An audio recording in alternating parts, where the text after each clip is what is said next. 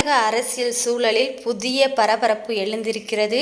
பாஜக மாநில தலைவராக இருந்த அண்ணாமலை அவர்கள் தனது சமீபத்திய உரையில் எடப்பாடி பழனிசாமி அவர்கள் தமிழக முதல்வராகணும் என்று வெளிப்படையாக அறிவிச்சிருக்காங்க. ஆனால் சில மாதங்களுக்கு முன்னாடி அதே அண்ணாமலை அவர்கள் இபிஎஸ்ஐ கடுமையாக விமர்சித்து பேசியிருந்தாங்க. அந்த பழைய வீடியோக்களை தற்போது அதிமுக ஒருங்கிணைப்பு குழு உறுப்பினர் புகழேந்தி மீடியாக்கள் முன்பு காட்டியிருக்காங்க. ஒரு பக்கம் திட்டினாங்க, இன்னொரு பக்கம் முதல்வராகணும் சொல்கிறாங்க. இது எப்படி சாத்தியம் என புகழேந்தி அவர்கள் கேள்வி எழுப்பியிருக்காங்க. இதனால் இபிஎஸ் அண்ணாமலை உறவு, அதிமுக பாஜக கூட்டணி அனைத்தும் தற்போது அரசியல் வட்டாரங்களில் பெரும் பரபரப்பை ஏற்படுத்தி இருக்கு. ஸோ இதை பற்றி புகழேந்தி என்ன பேசினாங்க அப்படிங்கிறத நம்ம விரிவாக பார்த்துடலாம். அதை நான் புகழ்ந்து பல இடத்துல பேசினேன். ஒரு தன்மான உணர்வோடு அவருக்கு இப்போது பிஜேபிக்கு இந்த தமிழ்நாட்டில் பிஜேபின்னு ஒரு கட்சிக்கு வேல்யூ இருக்கோ இல்லையோ தெரியாது. அண்ணாமலைன்ற ஒரு தலைவருக்கு அவ்வளோ பெரிய மரியாதை உண்டு.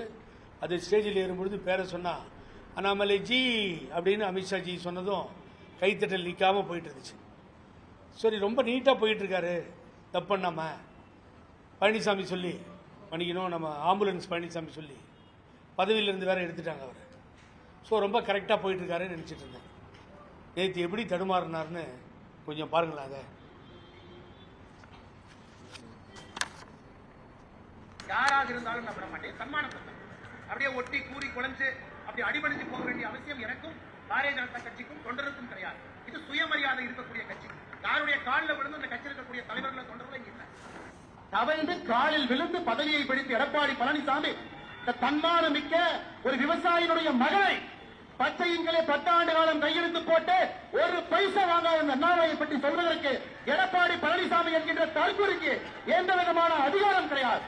2026 புரட்சி தலைவர் நடத்திய இந்த கட்சி இது போன்ற கேசு தாய்கள் என்று வழிநடத்திக் கொண்டிருக்கின்றீர்கள். தூக்கி எறியப்படுவீர்கள். 4வது இடம் கூட கிடையாது. 2026 சட்டமன்ற தேர்தலில் அனைத்து இந்திய அண்ணா திராவிட முன்னேற்ற கழகத்திற்கு 4வது இடம் கூட கிடையாது. எடப்பாடி பழனிசாமி அவர்களே, உங்க ஊர் சிலுவம்பாளையத்தில் ஒரு மர்டர் நடந்தது. பங்காளிகளுக்குள்ள சண்டையில ஒருவர் கொலை செய்யப்பட்டார். கொலை செய்யப்பட்ட பிறகு அதே சிலுவம்பாளையத்தில் ஒருத்தர் கைது செய்யப்பட்டார். அதன் பிறகு சிறைக்கு போனார். அதன் பிறகு கைது செய்யப்படாத ஒருத்தர் மேற்கு தொடர்ச்சி மலையில ஒளிஞ்சிருந்தார்.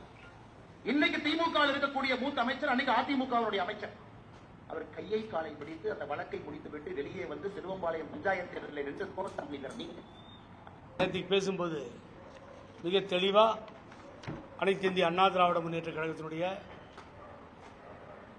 பழனிசாமிக்கு அதிமுகவை சேர்ந்த பழனிசாமியை முதல்வராக்குவோன்னு பேசுறார். ஒரு தற்குறியை முதல்வராக்குகிறாரா? ஏற்கனவே அவர் பச்சை துரோகி என்று சொன்னார். முதுகுல குத்திட்டார், பிரதம மந்திரி பக்கத்தில் உட்கார வச்சேன்னு சொன்னார். அந்த துரோகி பச்சை துரோகியை முதல்வராக்குகிறாரா? சிலுவம்பாளையத்தில் கிரிமினல் கேஸ் சுமந்து தப்பித்து வந்தவர் பேசினார். அவரை முதலமைச்சராக்க வேண்டும் என்று சொல்கிறாரா? நீங்க அந்த டேப்பை பூரா கேட்டிருப்பீங்க. எவ்வளவு கேவலமாக பழனிசாமியை, ஆம்புலன்ஸ் பழனிசாமி பேச வேண்டுமோ அவ்வளவு கேவலமாக பேசினாரா இல்லையா? அப்புறம் தன்மானம், சுயமரியாதையெல்லாம் பேசிட்டு நாங்கள் எப்படியாவது அவரை முதலமைச்சராக்குவோம் சொன்னா, நீங்க யாரை சொன்னீங்க? பச்சைங்கில கையெழுத்து போட்டு இந்த அண்ணாமலை லஞ்சம் வாங்காத நேர்மையான அதிகாரியா இருந்த அண்ணாமலையை பார்த்து பேசுவதற்கு இந்த தற்குறிக்கு யோகிதை இல்லைன்னு சொன்னீங்களா இல்லையா? அதெல்லாம் சொல்லிட்டு எவ்வளவு கீழ்த்தரமா பேச முடியுமோ பேசிட்டு, இப்ப திடீர்னு ஞானோதயம் நீங்க சரியா டிராக்ல இருக்கீங்க அப்படின்னு தான் நாங்கெல்லாம் நினைச்சிட்டு இருந்தோம். பொதுமக்கள் மத்தியில் உங்களுக்கு ஒரு தனியா செல்வாக்கு இருந்துச்சு. நேற்று ஒரே ஒரு நிமிடத்தில் அண்ணாமலை இந்த செல்வாக்க அவரே சரிச்சுக்கிட்டார். எப்போ அந்த வார்த்தையை சொன்னாரோ, இவ்வளவு கேவலமாக பழனிசாமியை சித்தரித்து விட்டு அந்த பழனிசாமியை பாரதிய ஜனதா கட்சி நாங்கெல்லாம் சேர்ந்து முதலமைச்சராக்குவோம் என்று சொன்னால், இப்படிப்பட்ட ஒரு ஆளை எப்படி சார் முதலமைச்சராக்குறது? அதிமுக 4வது இடத்துக்கு போகும் சொல்லியிருக்கார். பழனிசாமி தலைமை இருந்தால் 4வது இடத்திற்கு போகும் அனைத்து இந்திய அண்ணா திராவிட முன்னேற்ற கழகம். இந்த கட்சி முடிஞ்சு போச்சு, டெபாசிட் போச்சு, எல்லாம் போச்சு. இது மாதிரி ஆளுங்களை வச்சு, தலைமையை வச்சு இந்த கட்சி ஒழிச்சிட்டாரு. எப்படிப்பட்ட கட்சி? அப்படிலாம் பேசிட்டு எப்படி சொல்றீங்க நீங்க? எந்த வாயில சொல்றீங்க நீங்க?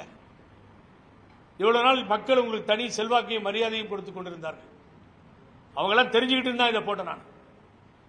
ஒரு கட்சியோ கட்சி தலைமையோ தன்மானத்தை மீறி தேவையில்லை அந்த கட்சி. அதான் நாங்க நீந்திக்கிட்டு இருக்கோம். பழனிசாமி அன்னைக்கு எதிர்த்து வெளியில் வந்து இன்னும் அப்படிதான் பண்ணிட்டு இருக்கோம், போராடிட்டு இருக்கோம். எங்களுக்கு கவலையே இல்லை. கஜேந்திரன் இங்க நம்ம வக்கீல் ஆரம்பிக்கும், இப்படி எல்லாரும் எடுத்த முடிவு தான். நீங்க தனியா ரோட்ல போனா ஒரு மரியாதை இருந்தது. தனியா ஒரு கட்சி ஆரம்பிச்சு நடத்தீங்கன்னா கூட செல்வாக்கா இருந்திருப்பீங்க. நீங்க ஒரே நாளில் போட்டு உடைச்சிட்டீங்களே எல்லாத்தையும். நீங்க அமித்ஷா வந்து அவர் ஆட்டாண்டணுமா என்ன சொல்லுங்க பார்ப்போம். உங்களுக்கு வேண்டிய மரியாதை இங்கே தரப்படவில்லை. அதே சிலுவம்பாளையம் பழனிசாமி சொல்லிதான் தலைவர் பதவியிலிருந்து உங்களை காலி பண்ணாங்க. நான் திருப்பி கேட்கிறேன் திரு அண்ணாமலை அவர்களை, அண்ணே நீங்க அடிக்கடி சொல்லுவீங்க அழகா, அண்ணே அண்ணே அண்ணே உங்களை கேட்கிறேனே, உங்களை பழனிசாமி ஒத்துக்கிறாரா? முதல்ல அந்த பாயிண்ட்டுக்கு வரேனே. இவ்வளவு பேசுறீங்கல்ல அவரை முதலமைச்சராக்கணும்னு சொல்லி. அண்ணாமலை நேற்று சொன்னாருங்க, நான் மதிக்கிறேன், வரவேற்கிறேன், நன்றின்னு சொல்லுங்க. உங்களை காப்பாத்திக்கிறதுக்கு ஏதாவது போஸ்டிங் கிடைக்குமான்னு நீங்க அலைஞ்ச மாதிரி தான் எனக்கு என்னவோ தெரியுது, தவறா தெரியுது. ஆகவே இது மிகவும் வன்மையாக கண்டனத்துக்குரியது. அண்ணாமலை இப்படி மாறுவார் என்று நான் எதிர்பார்க்கவே இல்லை. It's not ordinary person, is IPS officer. தன்மானத்தோடு இருக்கிறேன். ஒரு வில்லேஜில் போகிறேன், நான் மாடு மேய்ச்சிட்டு இருக்கேன்னா அதான் என் தொழிலை போச்சு. நான் அந்த அரசியலே எப்பயாவது கோயில் குளத்துக்கு வரேன்னு பேசிட்டு இருந்தீங்க. அப்புறம் கொஞ்சம் கொஞ்சமாக அரசியல் பேச ஆரம்பிச்சிங்க.